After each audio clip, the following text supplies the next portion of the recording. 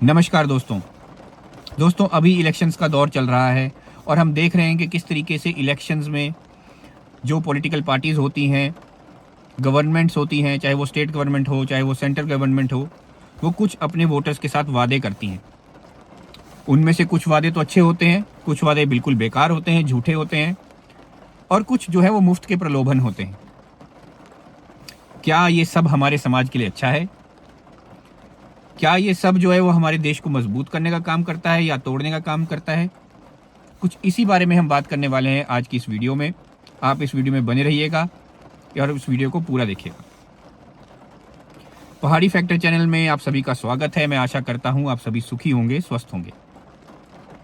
दोस्तों, मैं अभी हिमाचल प्रदेश के कुछ इलेक्शंस को बहुत ही क्लोजली देख रहा था और उससे पहले देश के भी इलेक्शंस के बारे में मैं ध्यान से पढ़ रहा था, सीख रहा था, समझ रहा था। उस समय मैंने एक बात नोट की जो मैंने बहुत पहले भी नोट की थी, और वो बात ये थी कि पॉलिटिकल पार्टीज़ हों, चाहे वो गवर्नमेंट्स हों, चाहे वो स्टेट की गवर्नमेंट है, चाहे सेंट्रल गवर्नमेंट है, और किसी भी पार्टी की गवर्नमेंट हो, उसमें पार्टी कोई मायने नहीं रखती। ये सब जितने भी बड़े बड़े जो नेता हैं अलग अलग पार्टीज़ के, ये अपने वोटर्स के साथ, अपनी कॉन्स्टिट्यूंसीज के साथ कुछ वादे करती हैं। वादे तो सभी करते हैं, उसमें गलत क्या है? गलत वादा नहीं है, गलत उसका तरीका है।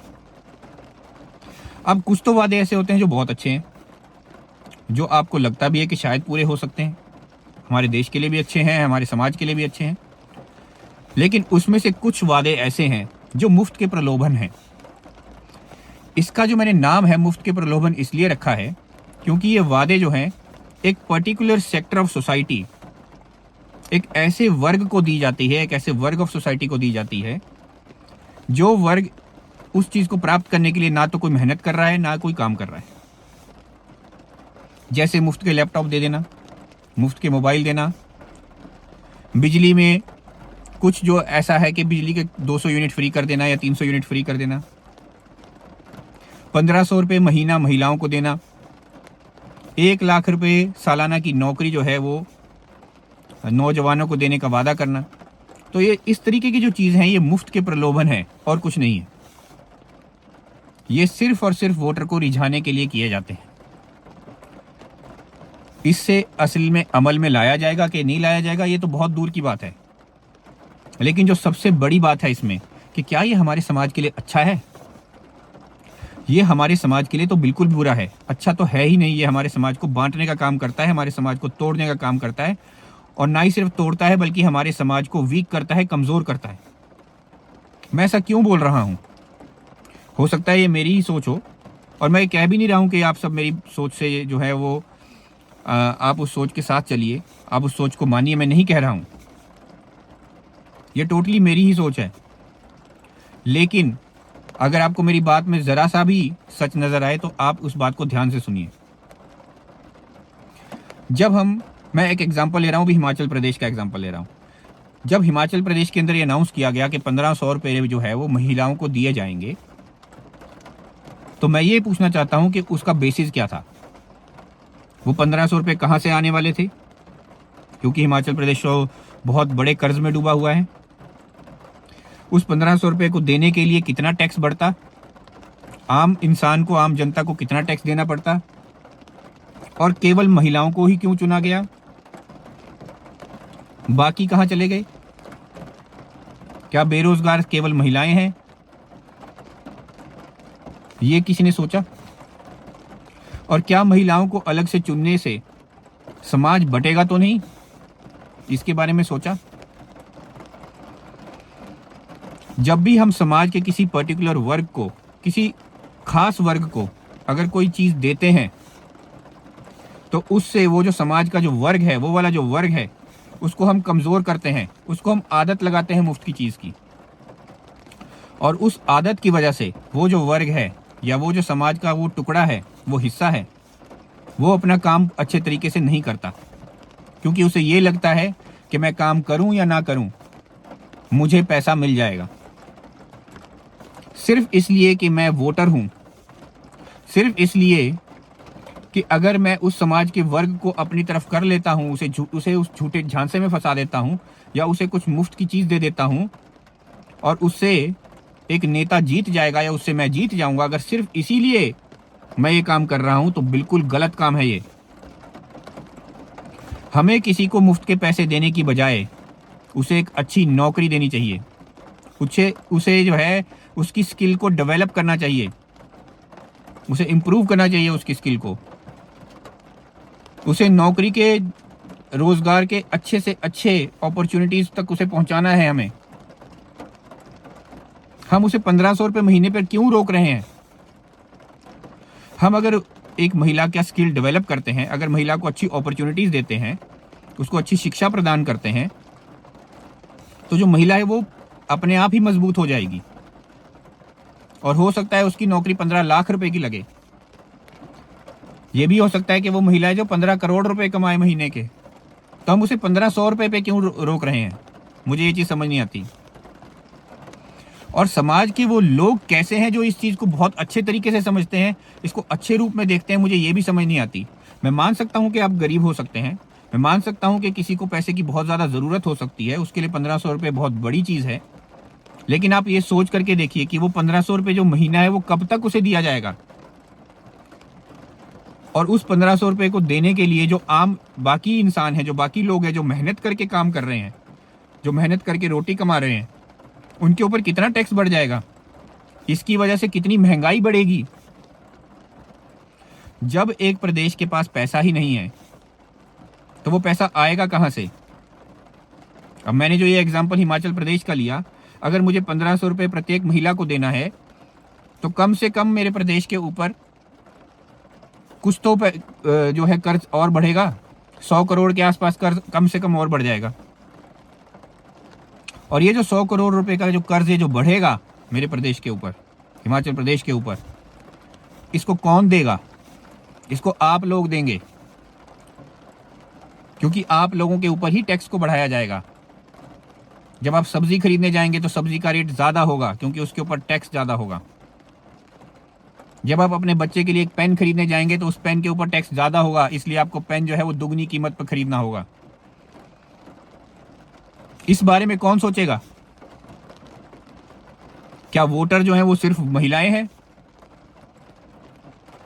और सबसे बड़ी जो बात हमें समझने वाली है कि ये पॉलिटिकल पार्टीज हर वक्त या हर समय ये ऐसा क्यों समझते हैं कि जो जनता है वो बेवकूफ है, जनता को वो प्रलोभन दे करके वो अपनी तरफ कर लेंगे, ऐसा वो क्यों समझती हैं? क्योंकि जो जनता है वो ही बेवकूफ है और हम असली में बेवकूफ हैं। इसी वजह से हमें हर नेता बेवकूफ बनाता है, हर नेता उल्लू बनाता है। आप कहते हैं कि हमें वादा किया गया था कि नौकरियां आएगी, नौकरी अभी तक नहीं आई, तो उसमें मूर्ख कौन है? मूर्ख क्या वो नेता है? आप क्या समझते हैं, मूर्ख वो नेता है जिसने आपके साथ वो झूठा वादा किया था, या मूर्ख आप हैं जिसने वो नेता चुना? इसमें मूर्ख आप हैं क्योंकि आपने वो नेता चुना। जब आप पढ़े लिखे इंसान को, किसी एक्सपीरियंस बंदे को, किसी ऐसे इंसान को जो कि अच्छा काम कर सकता है, अच्छी सोच रखता है, उसको जब आप नेता बनाओगे ही नहीं, जब ऐसे इंसान को जिताओगे ही नहीं, तो आप क्या एक्सपेक्ट कर रहे हो? तो झूठे वादे ही होंगे हर जगह, मुफ्त के प्रलोभन ही होंगे हर जगह। दूसरी बड़ी चीज है, अगर मैं किसी इंसान को, किसी व्यक्ति को अच्छी स्किल सिखाऊं, अच्छी पढ़ाई लिखाई कराऊं, उसको अपॉर्चुनिटीज ज्यादा दूं, ना सिर्फ उसको सरकारी के लिए तैयार करूं बल्कि प्राइवेट नौकरियों के लिए भी तैयार करूं, बिजनेस के लिए भी तैयार करूं, तो वो व्यक्ति जो होगा वो 1500 रुपए के ऊपर मोहताज नहीं होगा। इसी तरह की जो मुफ्त का प्रलोभन था, एक प्रलोभन दिल्ली में भी चला था, और वो प्रलोभन था जिसमें महिलाओं को टिकट फ्री दी जाती थी बस के अंदर। आप किसी महिलाओं को फ्री की टिकट दे रहे हो, आप उस महिला को इस लायक क्यों नहीं बनाते कि वो अपनी टिकट जो है वो खुद खरीदे, वो उस टिकट को खरीदने के लायक बने, और उसको वो जो बस की टिकट है वो ज़्यादा महंगी ना लगे क्योंकि वो इतना ज़्यादा कमाती हो। जब एक महिला खुद कमाएगी, बहुत ज़्यादा कमाएगी, अपने पैरों पर खड़ी रहेगी, तब वो ज़्यादा इंडिपेंडेंट होगी। अगर हम उस महिला को 1500 रुपये महीना देंगे या मुफ्त की टिकट देंगे, उससे वो मजबूत नहीं बनेगी। ये तो उसको भीख देने के बराबर है। ये मेरे तो बहुत अच्छी तरीके से समझ में आ गया है, लेकिन आप लोगों के समझ में कब आएगा मुझे नहीं पता। उसी प्रकार से जो 1 लाख रुपए सालाना जो नौकरी का जो वादा किया जा रहा है, जो बातें चल रही हैं देश के अंदर कि 1 लाख रुपए की जो है वो नौकरी दी जाएगी, वो जो लाख रुपए की जो नौकरी है वो 1 लाख रुपए की नौकरी आएगी कहाँ से? वो नौकरी कहाँ पे होगी? ये नौकरियां होंगी कॉन्ट्रैक्ट की नौकरियां। ये वो वाली नौकरियां हैं जो फिर आप देखते हैं कि जगह जगह पे कॉन्ट्रैक्ट की नौकरियां खुलती हैं, उसमें हार्डली 10,000 या 12,000 से ज़्यादा तनख्वाह नहीं दी जाती। मैं 10-12 हज़ार भी ज़्यादा बोल रहा हूँ, उससे कम दी जाती हैं। और वो 10-12 हज़ार में बेचारे लोग धक्के खाते हैं और उसके बाद कुछ साल के बाद उन्हें निकाल दिया जाता है। ये वही नौकरियां होंगी जिसमें साल का या 2 साल का कॉन्ट्रैक्ट होगा। तो आपको दिखाने के लिए तो दे दी जाएंगी वो नौकरियां, आप सब लोग बड़े खुश हो जाओगे कि अरे वाह, हमने वोट दिया, लाख रुपए की नौकरी मिल गई, बढ़िया हो गया। लेकिन कब तक? आपके मुफ्त के प्रलोभन कब तक चलेंगे?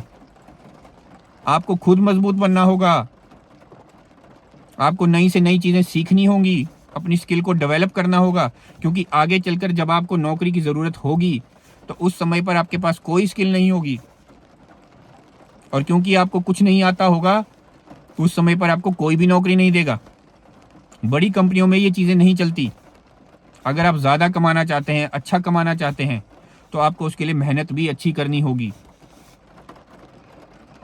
और सरकारों को यहाँ पर ये नहीं करना चाहिए कि मुफ्त की नौकरी बांट रहे हैं या 1-1 लाख रुपए की नौकरियों के लिए कॉन्ट्रैक्ट की नौकरियां क्रिएट कर रहे हैं। ये गलत है।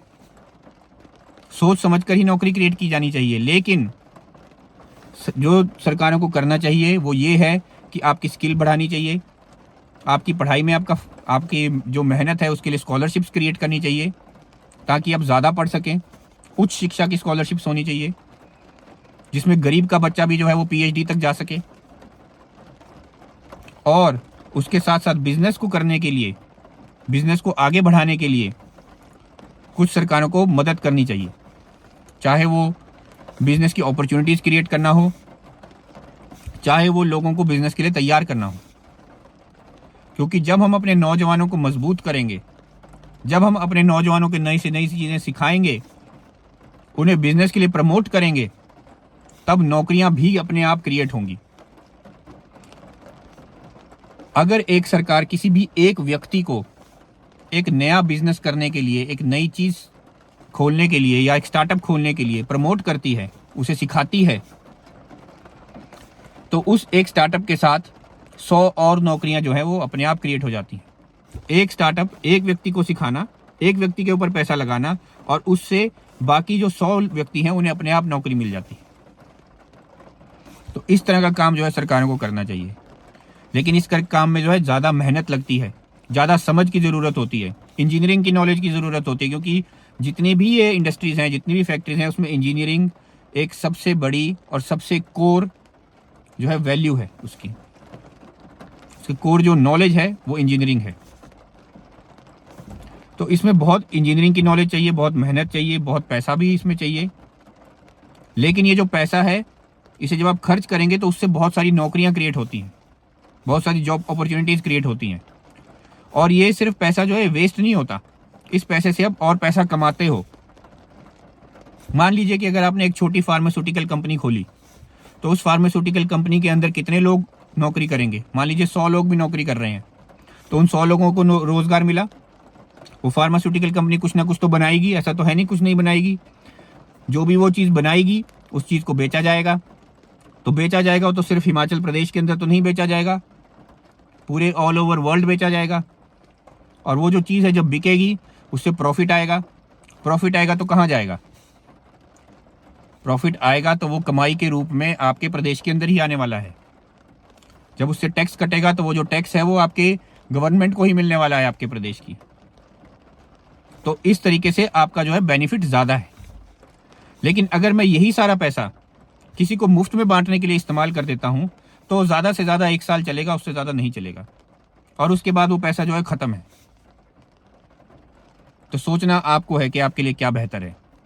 अगर आप मेरी बात करें तो मेरे लिए मुफ्त के प्रलोभन, झूठे वादे बिल्कुल मायने नहीं रखते।